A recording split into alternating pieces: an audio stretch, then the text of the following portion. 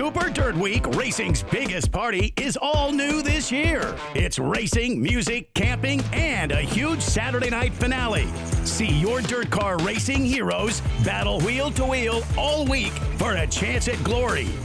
Get your tickets at superdirtweek.com or call 844-DIRT-TICKS. The 52nd running of Super Dirt Week, October 7th through the 12th. Be there. Watch your favorite ESPN Syracuse sports talk shows on QSportsTalk.com. Tomorrow's Today, broadcasting live from the campus of Syracuse University. This is Newhouse Afternoon. Welcome, everyone, to Newhouse Afternoon on QSportsTalk.com and ESPN Radio Syracuse. I'm Alex Pohl, alongside Drew Albaugh, Milo Hoffman. Guys, how you doing today? We're back. We are back after 2 weeks. I'm pumped up to be here, not only because, the Mets, Yankees still alive, big win against UNLV, NC State, but it's just great to see you guys again. Oh, yeah. It's a fun time as always. Love chatting it up. We got pizza back this week. For anyone who forgot, we do a weekly slice of the game segment, so that'll be back. Stay tuned for that. Trying out a new place I've never tried before. Pepinos. Yeah. For anyone out there that's a Pepinos fan, shout out. I know we take the recommendations from last week. Everyone said Pepinos on Grant Boulevard, so that's what we got for you today. Yes. But first, let's start with, of course, Syracuse football. Yeah, have to. Big game on Saturday. But how'd you guys feel about the win this past week? Look, it wasn't exactly pretty by any means. The special teams were still an absolute disaster class. We'll get into that right after my initial reaction. But look, Syracuse got the win. They traveled 5 hours across the country to Las Vegas on a Friday night. I'm surprised all the players were there, to be honest with you. I don't know. I would have been in the casinos probably. But regardless, they go in there, and in overtime, they get the job done. Great effort. This kind of keeps the playoff dreams alive if anyone still thinks that's a realistic possibility. And, overall, a win's a win. So we'll take it. Yeah, this was a classic. This is a straight-up classic game. 44-41 overtime in Vegas. Yeah. Does it get better than that? I heard from Kyle McCord and Fran Brown, everyone that was a part of it, they said the crowd was almost 50-50, so Syracuse fans traveled out there. I don't know if there was a lot of fans UNLV, already. doesn't have UNLV doesn't fill up the Allegiant Stadium so much. But, it's great to see Syracuse fans going out there because it just shows that maybe this year could be special. And honestly, I think this win puts Syracuse right back to where they were before the Stanford game, after beating Georgia Tech. They now beat number 25 UNLV, so that's the second-ranked win of the year for the Orange. And I think they're right back there. They're right back in consideration for possibly being ranked in the coming weeks. Yeah. I'm confident in that. So do you think that these playoff hopes, dreams are still alive? Yeah. I think if Syracuse, because Syracuse plays NC State coming up this week, that's tough. Not that win would get them ranked, but it's a tough schedule. You got teams down the line. You finish the year against Miami, who's number 6 right now in the country. So there's chances out there for Syracuse to possibly make the playoffs. It would be a huge stretch right now. I think they're not ranked. They're probably not going to be ranked for at least 2 or 3 weeks, even if they keep winning. But you never know. That's the good thing about sports. Sure. You never know. So you brought up special teams. That was definitely an issue. Bit of an issue. Yeah. So what do they have to work on in terms of special teams then going into this next game versus NC State? Alex, what don't they have to work on? It's pretty much everything at this point. The special teams has been an absolute disaster class from week 1 all the way up until now. We can go back against Georgia Tech. You give up the onside kick. That almost causes the game to go in the Yellow Jackets' way. Then a couple weeks ago against Holy Cross, you missed not 1, not 2, but 3 field That's goals. unacceptable. That's unacceptable. Yeah. And then last week, come on, guys. 3 strikes and you're out. Against UNLV, arguably the hardest game of the year, you're lucky to win this game because once again, the special teams was an issue. You give up the blocked punt, which turned into the touchdown the other way. There was still some kicking woes. The punting game has been horrendous. Punter Jack Stonehouse averages under 35 yards a punt this year. That's second to last in the ACC. So overall, it's been an absolute nightmare for the Orange. Yeah, Syracuse is lucky that they got out of UNLV with a win because, I mean, going down that late, giving up a touchdown after the punt or after a punt block is just sort of mind-boggling, and you can't, like, a lot of the times that's not going to work. That's not going to fly by. And the most interesting part of that whole thing, this whole special teams debacle, is Fran Brown after the game saying that he sort of needs to get advice from other coaches on what to do during special teams. He's not confident in himself on like the situation at hand. And so yeah, it's a interesting listen for sure. So we'll have you guys take a quick listen. I mean, we got to get it better. I'm the head football coach, and I'm obviously not doing a good job in that area, which I have to fix. And I'm going to work myself to fix it. I'm going to look at different things. I'm going to call some guys that I, besides talking with our strength coach, and I'm going to just call some guys that I truly trust in the industry that I think are really, really good, like high-level thinkers of it, and just see what's the best way to fix it before NC State. I mean, that is... I don't know what I just listened to. That's pretty crazy to hear. As a head coach, your head coach is saying, I don't have full faith in our coaching staff, so I'm actually calling other coaches to sort of decide what we're going to do on special teams.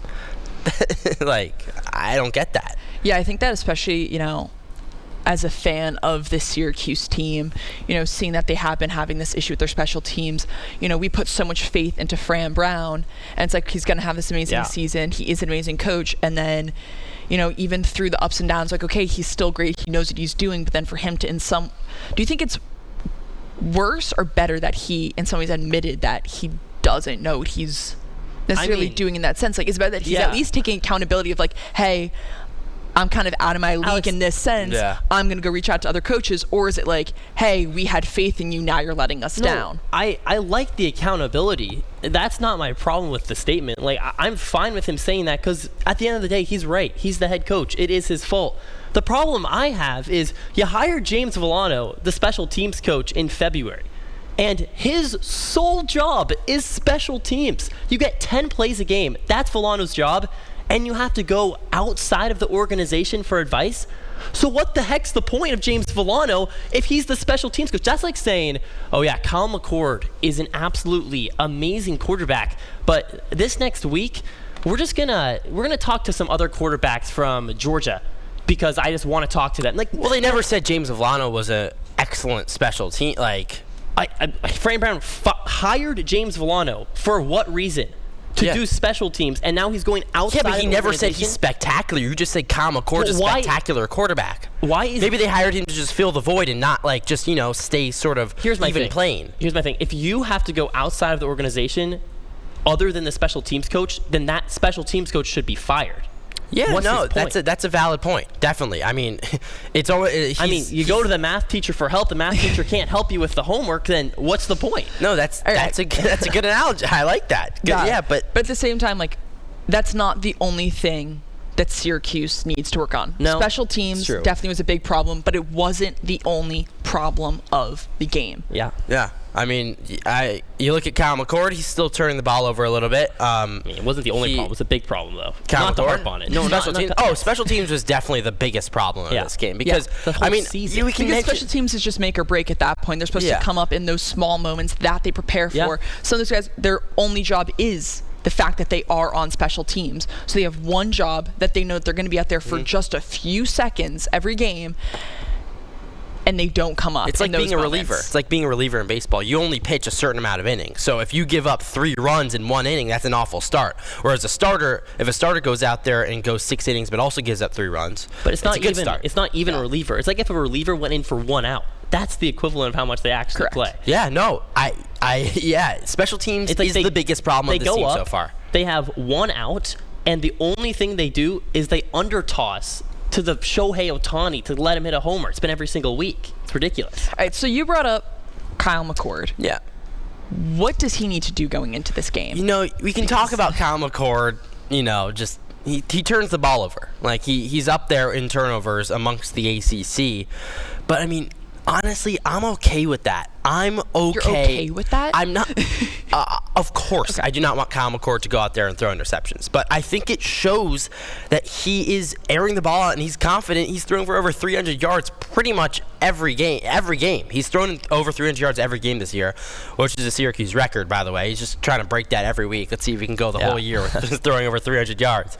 But it's hard to sort of harp on him throwing interceptions because he throws an interception. Sure, it's costly. It's in the end zone against UNLV, for an example. But he still goes out there and he throws over 350 yards for 3 touchdowns. Like, that's an amazing performance. So we almost take the bad and take the good and just put them together, and the good outweighs the bad. So then what do you think he needs to do more in terms of the passing game, and who does he need to find more of? Yeah, I mean, there's a few different guys. Obviously, you got Rondé Gadsden, who has been huge for Syracuse this week, especially. Gadsden, he's back to his ways of really disappearing the last couple of weeks. Now he has over 100 yards, and Fran Brown had a very interesting, or McCord had a very interesting comment about Rondé Gadsden and about how, look, we're gonna give him the ball if he's open. Let's take a listen to that. Rondé will get the ball when he's open, and he's done an amazing job blocking the last 3 weeks, which everybody don't want to talk about. They only want to talk about Rondé didn't catch, Rondé didn't this. Do you know every run touchdown that we had, Rondé was in, and he was blocking for him and doing those things. So I think he's doing an amazing job, and we know he can catch, and now he's showing you that he can block. So he's a complete tight end that, he's just that guy. He's the X factor that we have. Yeah, you hear it there. That was Fran Brown talking about Rondé Gadsden. Yeah, Rondé Gadsden, he does a lot more than just catch the football. He blocks. He's a leader on this team. But it's good to see kind of the traditional way we judge pass catchers, and he kind of had that bounce-back performance against UNLV. Huge to see Rondé Gadsden go out there. Rondé Gadsden's going to need to show up again against NC State. NC State has great defense. Yeah. NC State leads the ACC with 8 forced fumbles on the year. So, although you don't like that to apply to Rondé Gadsden as much because he's a tight end, they force fumbles, they force turnovers. They have 6 interceptions this year. They allow under 220 passing yards. So McCord, that record's going to be tough to get. So yeah, it's going to come down to Rondé Gadsden again. It's going to come down to Kyle McCord being who he is, and then LaQuint Allen. I mean, LaQuint Allen is just balling out. He balled out against UNLV. I'll make that statement a little bit shorter. He balled against 4 touchdowns. That's the star of the show right there. And he is just an absolute. He's a unit. And Fran Brown was saying he is the passion of Syracuse football. So without LaQuint Allen, Syracuse football is not who they are. He's the identity. Not at all. He needs to go out there and perform against NC State, because I tell you, NC State is a tough opponent. Syracuse has not had good history against NC State in the past. No, because Syracuse also, especially recently, they've been having such a pass-heavy game. 63 pass attempts. And then you also have Jackson Meeks coming in, doing a phenomenal job as well. But something they need to do is the run game. Yeah. Because the run game will help open up the passing game. Say it every week. Say it every week. That's the only way it's going to help, because McCord, like you said, he's throwing over 300 yards, but he's also having multiple interceptions. So we need to find a way for him to limit those interceptions by giving other opportunities to keep moving the ball up the field. Yeah, for sure. I mean, LaQuint Allen hasn't had more than 20 carries all season long, and even with that, he still performed last week against UNLV. Like you said, heart and soul of the team. 4th and 1, games on the line. What does he do? He makes a defender miss. He drags the defender for the first down in regulation, forces overtime. What does he do in overtime? 2nd and goal, I believe. He once again says, "You're too small, Mr. number 7 on UNLV," and drags him into the end zone to end the game. He was hurt. He literally had a leg injury in the second quarter, and Fran Brown came up to him, and LaQuint Allen said, "No, I'm playing. I'm doing it for my team." Yeah, LaQuint Allen is just such an amazing leader on this team, and he truly does lead by example and would do anything for this team, and he did talk about that after the game. Not talking about just showing actions. I could say actions on and off the field. Just being a leader and just leading by example and just putting it on the line for my teammates.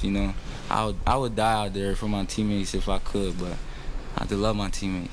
That's what you like to hear. That's what He you would need die to for hear. his teammates. Yeah, that's what every teammate should be saying, really. And that's what a lot of people say, but he's someone on this Orange offense who shows it every single game. Especially last game. An 8 out of 10 on the pain scale was what Fran Brown said LaQuinn Allen told him during halftime. And then he goes out in the second half, and he is the toughest player on that field. Yeah. It's not close. I mean, and he does this all without complaining. He's not getting the ball as much as he should. And he still says, look, guys, I will take a bullet for you. Yeah. That is somebody I want on my team. I mean, 100%. I can speak for myself. I sprained my ankle last night in intramural soccer. Oh, goodness. I'm hobbling around campus today, so yeah, I know what LaQuinn's dealing with for sure. Okay. All right. All right, well, we're going to talk some more Syracuse football and looking forward to the game this week after the break. So stay with us on Newhouse Afternoon, QSportsTalk.com, and ESPN Radio Syracuse. Game day radio coverage of Syracuse football is brought to you by William. That's my bad in the toss. No, you're good. You're good.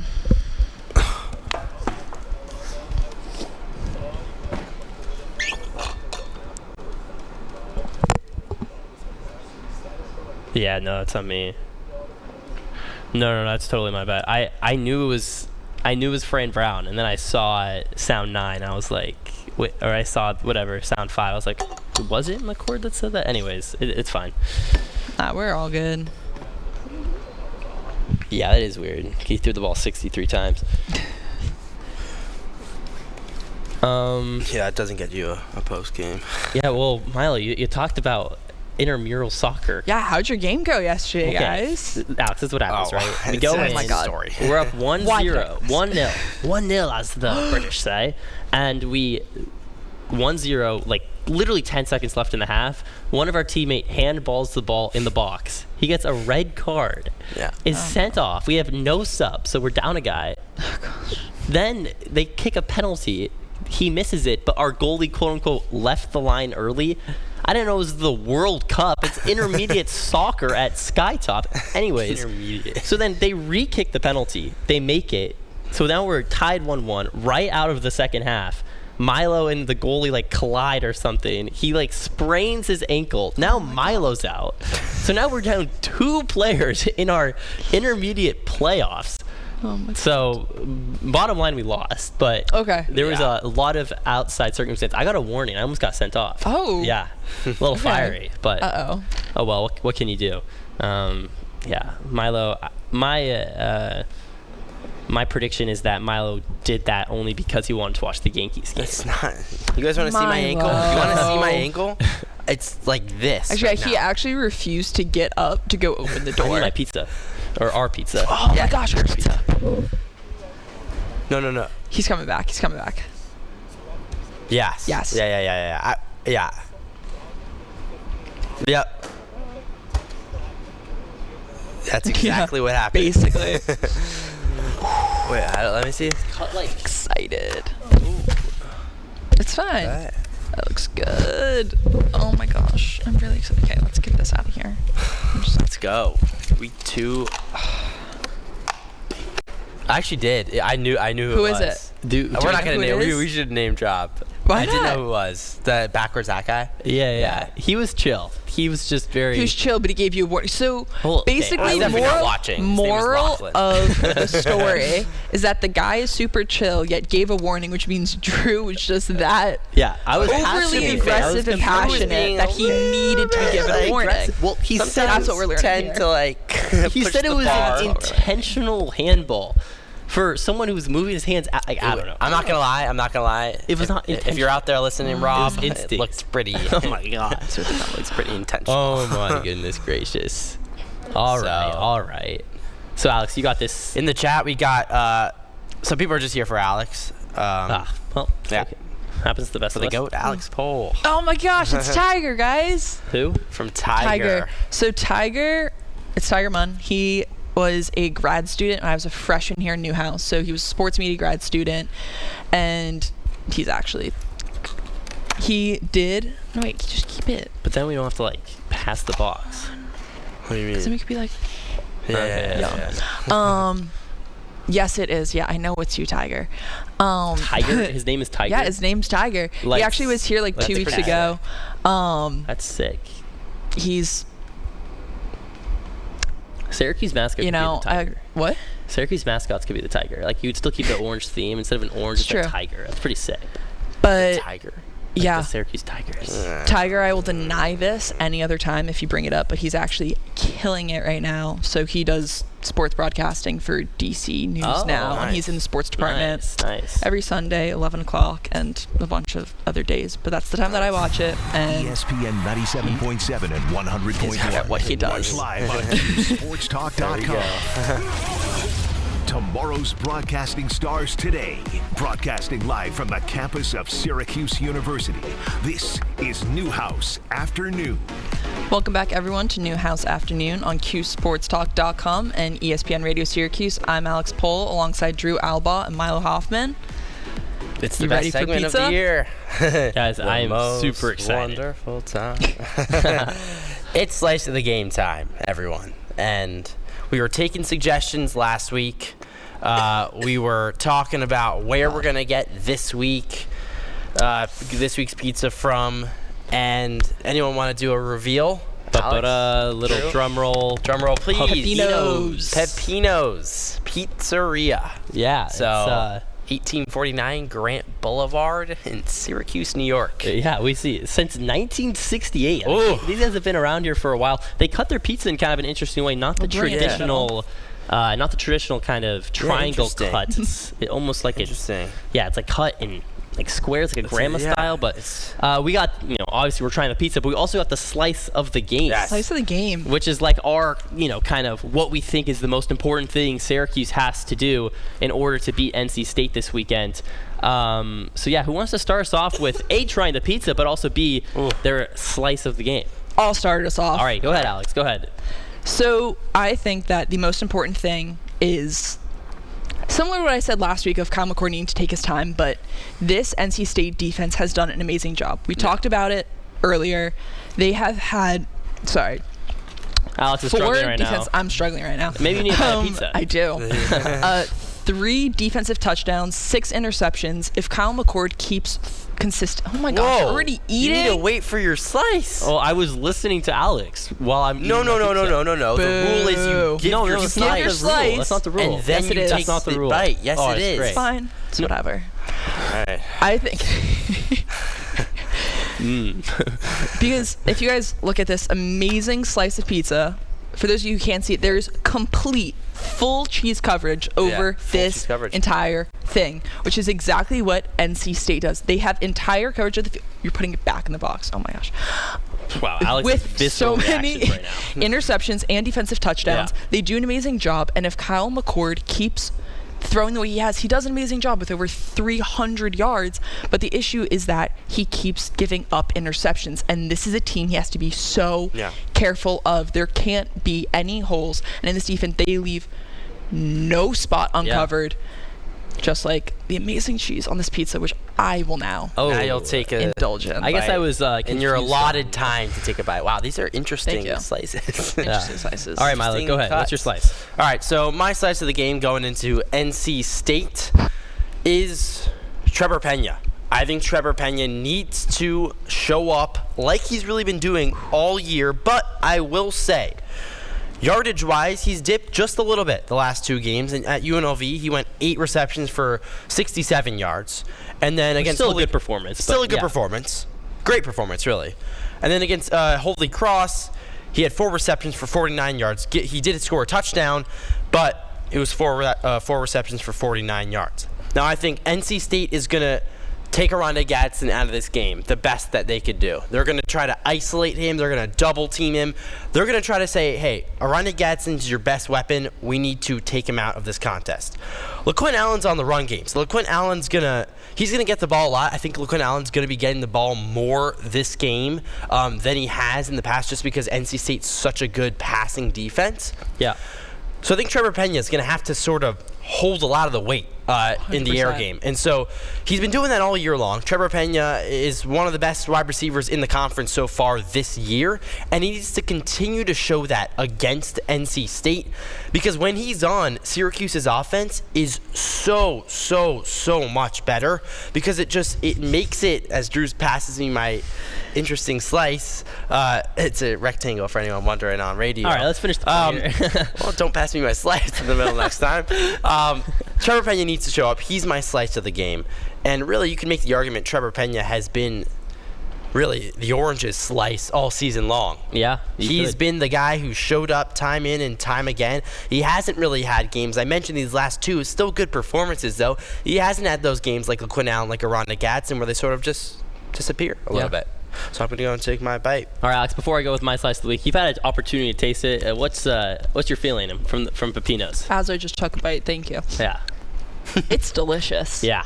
It's actually definitely one of my favorite slices of pizza I've had since coming up to Syracuse. Okay, nice. And I ate some of the crust. Wow. That's something that does not happen, What guys. a transition. I don't eat Alex, the crust. because my slice of the game is all about the crust. Look, there's flashy guys on the pizza. You know, you got the cheese. You got the on the sauce. pizza. But the real important thing, the thing that makes a pizza, is the dough. It's the underrated, overlooked thing. Back home, over in Seattle where I live, shout out the 253. I make pizza. I like the 253. It's a good ring. I like the 315 too. Either way, I make pizza, and the most important thing is the dough. The Neapolitan dough, you let it rest overnight, 12 hours. And then when I make pizza for my family, they're like, great sauce, great cheese. But the thing I've spent the most time on, the thing that's the most important in my eyes, is the dough. And in this game for Syracuse, the most important thing that people are overlooking is the special teams once again. I'll say it once, I'll say it again. The special teams needs to be better. It's the thing that is it's the glue to this team. It's the crust to the pizza. The special teams needs to be better. The forgotten third phase of football has been plaguing Syracuse all season long. Fine child. And this week is going to be the week. My slice of the game is the Syracuse special teams, or in my analogy, the crust of the pizza is going to get it done, and they need to be better against an NC State team who is really good on their special teams unit. So to that, I say cheers, and I'm going to try this pizza. I already did try it, FYI. The undercarriage is excellent. Yeah. If anyone wants to know out there. Great color. It's like a nice spotted dark brown, but there's no burntness. It doesn't give. And then also the thing that I've realized with some pizzas, it's so flowery on the bottom, kind of like. It's like your girlfriend on the end of a Hawaii vacation. It's nice and golden, nice and perfect. Yeah. But with this crust, you just said that special teams is, your dough. You guys moved on very quickly. I just had to keep moving from that one. But with this dough, you're saying that the dough is the most important part of the pizza. As Alex breaks up, this pizza is so funny to her. All right, come on. But okay, in terms of the dough being the most important part, you're saying that that's special teams. And I mean, I'm going to have some high expectations of the special teams, because this dough is absolutely amazing. Stellar. The crust is phenomenal. I had quite the hot take last week saying that I hate crust. I refuse to eat it. It's dry. It's crunchy. It brings nothing to the pizza. It is perfectly doughy, has a great texture, and that's something that this Syracuse special teams has not brought yet. How can they do that? I know we've talked about Fran Brown consulting other coaches, but what exactly do you need to see from the special teams to bring it up to the level that this dough and this crust currently is at? Well, when you watch special teams, you don't expect, a return every possession. You don't respect a blocked punt. You don't expect a blocked kick. You expect just consistency throughout the entire game. Yeah, consistency. You can't lose the game for your team. If anything, special teams should be something that you win. And so I think that Syracuse football, we shouldn't be thinking about the special teams. When Monday comes, that's the thing. We shouldn't have to think about special teams. Okay. I thought you meant we don't think about them, and I was like, that's kind of what's been causing so much of this. We should think about them, but we shouldn't have to think about them. We shouldn't need to be concerned. Yes. Okay. It's like a referee. It's like when you don't think about the referee, they're probably doing a good job. When you don't think about special teams, probably doing a good job. Yeah, when Monday comes around and the Brian Higgins show is on live here, right, at Q Sports Talk, you are going to hear, if you hear special teams brought up at all, that's when you know it's a bad sign, because special teams are best when they don't get mentioned at all. It's kind of the double-edged sword, right? Special teams is only mentioned when they do a bad job. Does anyone talk about the kicker making the kick? No. They talk about him missing Unless it's a game-winning shot. And even then, it's like, that was expected. Before we get out of this this block, we have our predictions for the games. We've given our slices. We have our predictions. I'll go first. I have Syracuse beating NC State Saturday night. It's going to be a good game, but I think Syracuse shows the talent they have over the Wolfpack. They win 35-17 in a game. The special teams does kind of have a little bit of a rebound game. I think Cal McCord throws for 300-plus yards for the 6th straight game, the first player in Syracuse history to do that. So 35-17 SU. I am going to go with Syracuse as well. You said 35-17? 35-17. It's not a blowout, but it's a good game. 18-point win. I'm going 28-21 Syracuse.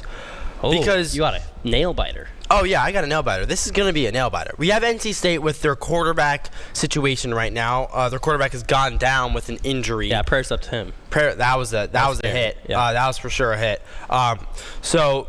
Grayson McCall is down. But CJ Bailey is someone who can really step up and do well for this NC State team. So he's going to keep the Wolfpack in it. But I think that Syracuse is going to do enough, and Kyle McCord is going to show up once again. And like I said, my slice of the game, Trevor Pena, 28-21 Syracuse.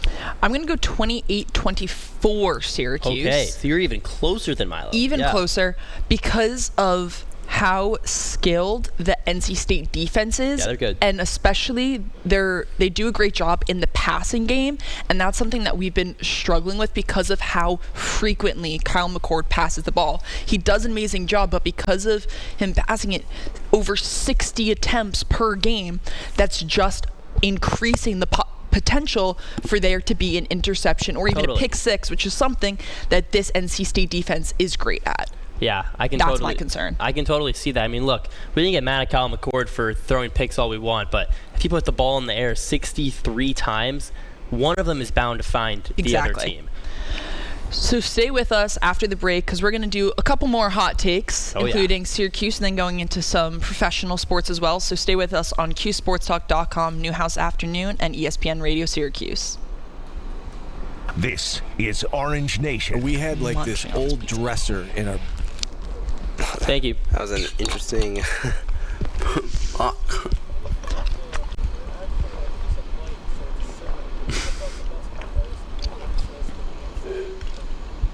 Yeah. Yeah. That was fun. What? Why are you shaking your head? Let me get another slice. It's delicious. It's actually genuinely good. Yes, it's not even anyone who hasn't tried pepinos, please go. Please get it. You don't even have to be able to have a car or to drive. They deliver. The crust is excellent. The crust is delicious. And guys, I don't eat the crust. And what are you eating right now? The crust. It's delicious. That's a testament to pepinos. Mm-hmm. It is, yeah. Jordan, you got any favorite spots around here we should try next time? As we wait for an answer. Guess he doesn't. Some of our other recommendations have been Sapori by Antonio. Okay. Route 31, and then also Toss and Fire. Yeah, Toss and Fire. They do the food truck on game days. They do food truck. Yeah, that's good. Don't really they do outside Newhouse? Mm-hmm. Yeah. Sometimes they do too. Yeah. Mm-hmm. Maybe that lines up on a Thursday. Who knows? That would be convenient. Yeah. I need to eat this quickly because I really want to eat this pizza, but I'm going to this next segment. We got to get this box out of the way. I know. If there's any more recommendations, guys, please let us know. I'm coming. So in this, do we have to shout out our sponsor? This I got it. Cool. So I won't do it in this segment because I missed this one. No, you got it. Lead us into this one. Okay. You can do it. Guys, we're throwing Drew into the deep end, making him host the next block. I can't swim. You're fine. I'm drowning. He's kind of the newbie on these shows. He's holding his own, though. Thanks. I would hope so. You are. I feel like I'm doing my best. This pizza, when I saw it, I opened it up. I thought I got cheese bread because I was in the way it cut. But there is sauce, so that's good. There is. Yeah, definitely. I was about to be like, oh, that's on me, guys. So what do you give out of 10? If I can like picture myself in the moment, it's hot, fresh. Like an 8.2. Are you kidding me? It's really good, dude. Are you kidding me? The crust really tastes good. amazing. Guys, this isn't higher than a 7. 7. This is like a 6.3. Probably. You didn't get Okay. it warm, bro. For me, I had it the same way that you had it. Look how thin it is. Look But in at terms the of, like- undercarriage. but it's not like thin in terms of undercarriage? it's like Where it's is not the even undercarriage? crunchy and like hard and crispy. It's perfect. No. I'm saying it's like No, I not agree like with too you. thin and Where's like the undercarriage? Do you see the coloration?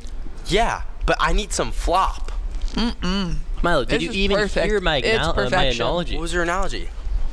oh my god. It's like your we're not doing girlfriend this at the again. end of Yeah, her I'm life not doing this vacation. again. Yeah. Golden and perfect. No, I know, but I'm talking about the undercarriage, like, I guess it's the The slice shape. undercarriage is the undercarriage of the pizza. As Max Averrosen. Max, does this undercarriage of this pizza slice look spectacular to you? Absolutely delicious. I agree, yeah. This guy is from St. Louis. He doesn't get a say, actually. I don't know why I asked him. Yeah. I mean, look Yeah. at this. It's not perfect. All right. Stop touching all the slices. You don't of the want pizza. it black. This My bad. Stop touching your This pizza is Get rid of not higher than a 6. I mean, it sat in an Uber car for 20 minutes. This is and like a it still good looks like pizza on a late night. Like This pizza is delicious. Pepinos of, what was it? Grant Boulevard? Grant Boulevard. Okay. Shout out. Pizza is phenomenal. Especially, like, for me, I'm from Long Island, and so generally don't eat much pizza up here, but this slice in particular, yeah, same they here. do a good job. Yeah, I will say us too, coming from Long Island, New York City, we're kind of spoiled. But We are. Honestly, sometimes it hurts us more because it's like Oh, a definitely. struggle to Yeah. eat pizza and bagels up here because it just doesn't compare. oh, You two Completely snobs agree. over here. Hey, I'll take it. Bagel Favorite pizza snobs. ESPN Syracuse sports talk shows on QSportsTalk.com. Tomorrow's broadcasting stars today. Broadcasting live from the campus of Syracuse University. This is Newhouse Afternoon. Welcome back into this hour of Newhouse Afternoon. I'm Geralba alongside Milo Hoffman and Alex Pohl. This hour of Newhouse Afternoon is powered by Drivers Village Cicero. Go to dvoffers.com for more info. Guys, I am super excited for this next segment because I get to do the thing I love to do, and that's judge people. In this one, I'm going to give 3 hot takes. And each of you guys will take your side that you believe, and then I will give out a point, and it's the first of 2. So just 2 out of 3, you win the ball game. We're going wild card series mode on this. We might not even get to game number 3, but in question number 1, I'll go over to Milo first. So Milo, what team is going to be better? We've already seen football through 5 weeks, so is it the football team or the basketball team and Adrian Autry's squad? Now this might be recency bias. We're going through the football season right now. I'm going to take football because right now Syracuse football is looking the best it's been in years. This is the most confident I've been in Syracuse football in years. Syracuse football finally has a quarterback that they can trust, and that is everything. So really, going into a game, any given game, you give me NC State, you give me UNLV, you give me even a top team like Miami, I think Syracuse football actually has a chance to stay in the contest and maybe even pull out a win.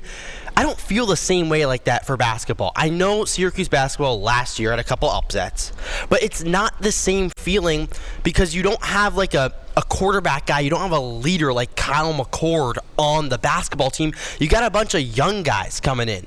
I know J.J. Starling is a vet now. J.J. Starling's been around the block. I love J.J. Starling. He's a great player. But really, your team is centered around new guys, especially Donnie Freeman, the 5-star recruit, coming over. And I don't have the same sort of faith that I do in those young guys as I do in the vets, like Kyle McCord, LaQuint Allen, Aronde Gadsden, Trevor Pena, and just Fran Brown as the head man. Yeah, Alex, I saw you shaking your head over there. You're having to bite your tongue, so go ahead. What do you think? It's basketball. It's basketball all the way because Tell me why. last year, Syracuse may not have gone as far as everyone would have hoped. They didn't make the tournament.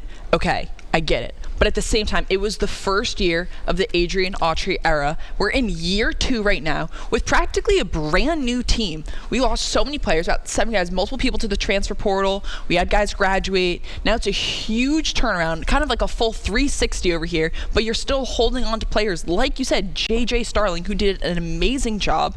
Last year, we didn't get to see Westry because of an injury, who's such a versatile player who transferred in from Auburn. We didn't get to see him last year.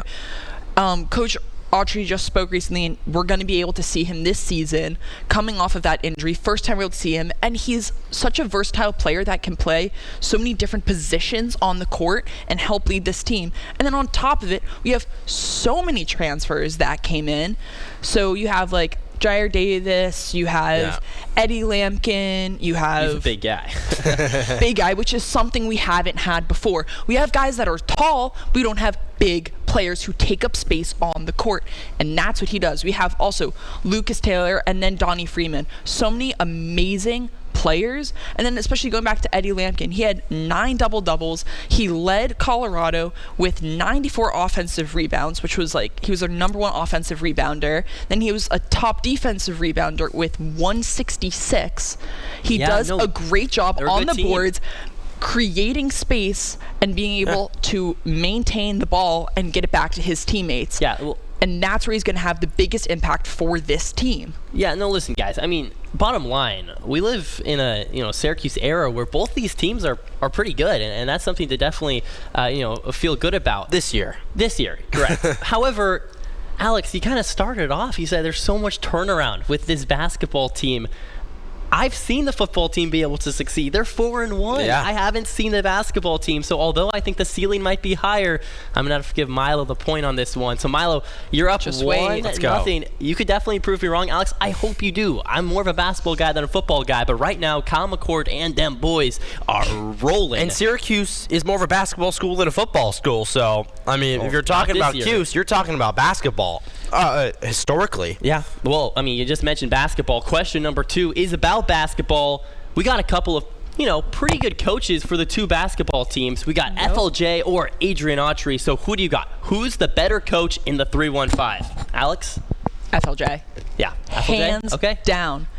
Coach Felicia Leggett-Jack has done a phenomenal job with this Syracuse women's basketball team, and she has started off hot with a quick turnaround on her team, something that Adrian Autry is going to do this season. Yeah, we'll see how it works out.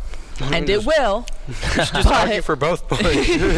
I know, argue for both points. But it's something he hasn't accomplished yet, and she has. They went overall 24-8 last season, 13-5 in the conference. I mean, what more can you ask for such a new program with so many players have then followed her to Syracuse. Yeah. They're doing a great job in terms of, people having players recruit here, transfers, everything. People want to play for her. And then in the NCAA tournament, they beat Arizona 74-69, and the team that they lost to was UConn. Yeah, and it was a close game. And it was a close game. Yeah. It was 72-64. That is such a close game, especially for a team like Syracuse. UConn was ranked number 3 at the time. To be able to even play with them, that's something I can't see Syracuse men's basketball doing. That is not something they have done, and that's not a point that Coach Autry has been able to bring them to yet. FLJ has just exceeded expectations and truly turned this team around. Milo, what do you got? It's funny, we're sort of switching spots here. I'm taking Autry. I completely agree, though. Felicia Leggett-Jack is an outstanding coach, completely turned around the program.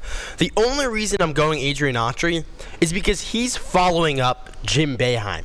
Jim Boeheim is one of the best college basketball coaches of all time. Those are tough shoes to fill, and Adrian Autry showed me that he could fill those shoes pretty well. I know there were growing pains last year, but you talked about the recruitment. Syracuse basketball is one of its best, has had one of its best off seasons in recent memory, bringing multiple recruits, multiple transfers. So you talk about the recruitment there; it's about even, I would say. And Adrian Autry has sort of that X factor of filling in these tough. These huge shoes that Jim Boeheim left coaching Syracuse for as long as he did. I understand that. So, what do you... Well, I was going to say, you started out your argument with, I agree with you, Alex. It's not a great start for your argument. I really like Felicia Leggett-Jack. And because And of that reason, we're giving the point to Alex. I'm sorry, Milo. You said we gotta give respects to Adrian Autry, though. He's a good coach. Okay, we respect him, but Felicia Leggett-Jack, guess what? She brought a team to beat Pitt, Virginia, Miami, Louisville, Georgia Tech, BC. Is that something he can say? No. Notre Dame, Clemson, Florida State, ranked opponents. Yeah, also, I know. Don't worry, you two. We're going to get back in the box and rank very shortly because this third question I want to make sure you guys have time for because I think the gloves are coming on for this one because this last question. Did you say that Alex got the point there? Yeah, Yes. we're all set up. Okay. One That's point. right. Milo, come on. You got to give it up sometime. It's okay. No, I think FLJ deserves it there. Well, I want to give us time because we're almost running out of time in this segment of hot takes, but this last one, maybe the most juicy question between a couple of Jets fans. Some huge news broke, and it's the Salah firing. Everyone has heard. Yeah, the Robert Saleh firing. I don't know why it's salsa. almost. Still kind of hungry, I guess, out of lunch. Either way, was the Saleh firing the right move for the Jets? Absolutely not. Absolutely. In what world? Okay, I'll let you go first. I'll let you go first. Okay, you want me to take it? Okay. Take it. The New York Jets had so many expectations coming into this year, and Robert Saleh was on the hot seat going into the year. You now sit at 2-3 on the season. You just lost in London against the Vikings. Something's got to change. And although I don't think it all lands on Robert Saleh, you firing the head coach is a message. It's a message that you send to the entire organization. Something's got to change, and I think that is where the Jets are right now. Something's got to change, and they did that. Also, some news that I really like, Nathaniel Hackett is no longer calling the plays on the offensive end for the Jets. This came out earlier today. So this is actually the more important thing in my eyes. The offense has been the issue, and so Nathaniel Hackett's not calling the plays anymore. Which I agree with. That doesn't mean you get rid of Saleh. Yes, it does. No, you do not. not. You got to change something. He's not a plus or minus, so you might as well shake it up. Isn't the one who's like doing all the hiring and everything. That's, the GM. And he's done actually a decent job recently. But Aaron Rodgers has been an issue for this team and the calls on offense. And he wasn't the one making those calls. It was Hackett. Yep. And then on top of it, you cannot throw the ball without a solid offensive line. And that is something that the Jets just don't have. Yeah. Is that Saleh's fault? Absolutely not. And it doesn't all land on him. And then on top of it, we're only relying on Aaron Rodgers in the passing game, but in order to actually open up the field, you have to run the ball, and they aren't doing that. I think that these offensive calls have not been on par at all whatsoever. The offensive line needs to step it up, and it doesn't all rely back on him. The head coach is the one who gets blamed for everything, and I don't think that changing the head coach a few weeks into the season is going to help anyone. That just throws off the mindset of the whole team. It's like, okay, this is the person we relied on, and now they're gone. Yeah. It's not the X's and O's so much for me, though. It's just a shakeup. It's a shakeup of a team that has been struggling, that has Super Bowl expectations. The fans need it, and so firing the head coach is a message. It's a message going into Monday night against the Bills. Huge game. No, it's a message of saying, all right, guys, we don't know what we're doing you two. Now, I'm over here just kind of eating my popcorn and watching you guys fight it out. I love both arguments, but something you guys kind of both didn't really say is the thing. Saleh's main responsibility was the defense. Yeah. And this team is a top 10 defense in the NFL. So I don't think this was time to fire head coach Robert Saleh. Alex, you were going to get the third and final point. You got it. You have because to. We're going to continue arguing outside of this break, guys. We are moving on because we still got Mets. We got Yankees to talk about. We got 10 more minutes with you guys, so don't go anywhere. It's Newhouse Afternoon. We'll be back. Don't miss the Kyle McCoy. That's ridiculous. So back to Jets. I think that are we good? Okay. That's ridiculous. Okay, Robert. but no, you're good.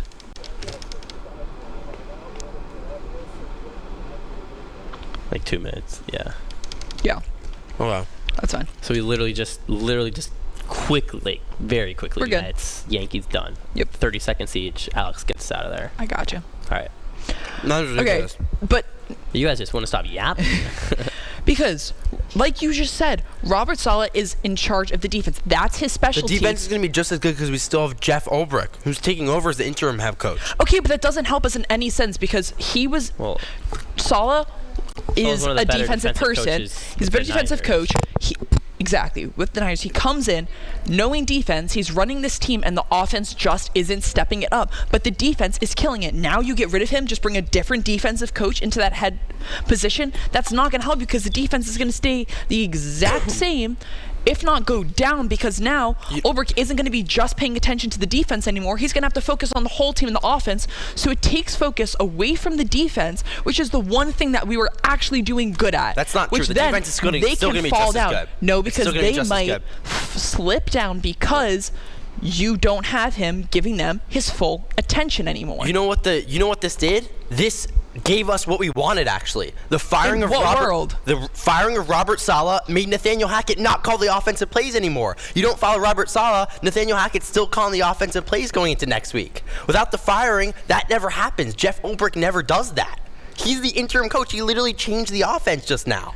But you gave Saleh 5 weeks. But we need the offense to play good. The defense was great last year. We were 7-9. You could have demoted Hackett without firing Exactly. Saleh. You don't have to fire Saleh. Well, whatever That's it did, not necessary. I guarantee you that doesn't happen if we don't fire Robert Saleh. That's just not how this organization works. There was reports that Monday Saleh demoted Hackett. Exactly. That happened an before hour. he got fired. An hour before he got fired, he demoted Hackett. That's exactly what we want. That's exactly what you're saying, what we're looking for. And it happened, and he gets blamed for everything as the head coach. And it's not necessary. Coach. Milo, being the head coach. I think if this continued the rest of the season, he's fired. I agree, but 5 weeks in, that's 5 weeks in. Have you seen our offense looks abysmal? No, and now it shows us that we don't know what's going on. A baseball season's 162 games long. We're 5 weeks in. Yeah, but have you seen our offense? It looks awful. Exactly, it does look awful. job. And now going into a game playing for the Bills, and it's literally showing I love we it, don't know what we're doing. as a matter of fact. This we makes me don't love have it faith in more. our head coach anymore. I'm so nervous for this game. I'm going to the game. Oh, that's sick.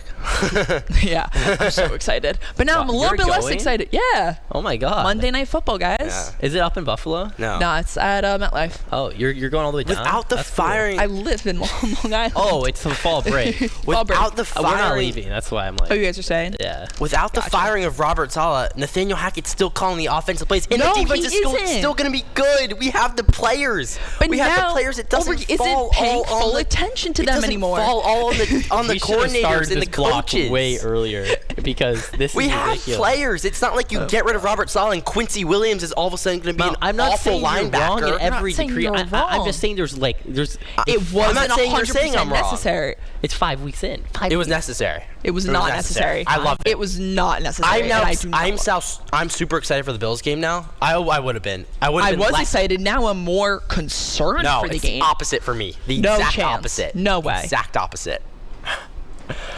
Yeah, I don't really. I mean, let's change our thinking caps to the Yankees and Mets. So Alex, you're gonna open us in. I guess get Miles' reaction really quick. I'll say something super fast. So finish with your Mets reaction out. On Mets Yanks. or Oh, yeah, Yanks? well, I'll do both. I'll just do I was both. gonna say who's Mets, who's Yanks. You just go. Yeah, I'll do- that's true. You yeah. do Yankees. I'll I'll do Mets. Yanks, you do Yeah. Mets, and then Sal. Yeah. ESPN So happy 97.7 Mets, and 100.1. Yankees. Watch live on QSportsTalk.com. Tomorrow's broadcasting stars today. Broadcasting live from the campus of Syracuse University. This is Newhouse Afternoon. Welcome back into our Newhouse Sports Media Center for Newhouse Afternoon on QSportsTalk.com and ESPN Radio Syracuse. I'm Alex Pohl, back with Milo Hoffman, Drew Alba. Guys, last night was huge for New York baseball, Mets and Yankees. How are you feeling about it? I mean, as a Yankee fan, this is, it's intense. I'll tell you that. 3-2 against the Royals. You win. You go up 2-1 in the series. You got Garrett Cole on the bump tonight trying to clinch the ALCS. It's fun. The Yankees are up 2-1, but it has been stressful. You were stressing yesterday, It has buddy. not been that, I'm a diehard Yankee fan. It has not been incredibly enjoyable because the expectations are so big. I think with Garrett Cole on the hill tonight, though, the Yanks have a good chance to take this home and to advance to the ALCS against either the Guardians or Tigers, which you think the Yanks are favored against either of those. So really, it's World Series or bust for the Yankees. But the Royals are the Royals. They're gonna be good tonight. They're gonna play small ball. They're gonna run. They're gonna hit.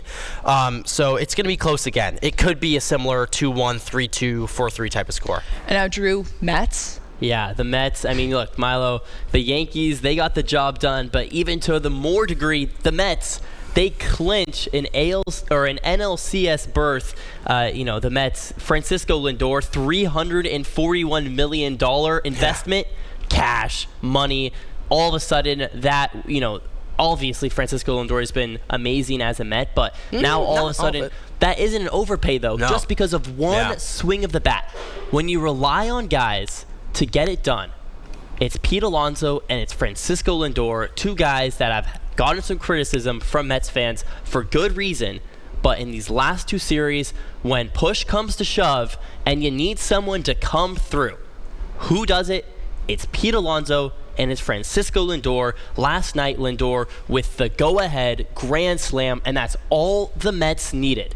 Yeah. So I'm super pumped for this Mets team. They're kind of like, they're my team going into for the rest of the playoffs. I'm backing them all the way. It's going to be a fun one. New York baseball is alive and kicking. That's amazing. Subway Series, question mark? I don't know. Subway Series? That'd be fun. Who knows? But thank you guys so much for sticking with us today on Newhouse Afternoon. Make sure you come back tomorrow at the same time to hear Maria Wainscott, Ari Feinstein, and Jacob Charno. They're going to be talking some more sports. And we're back in 2 weeks. Same every week. So we'll be back in 2 weeks. Have a nice afternoon. Orange Nation. We don't know how to finish them.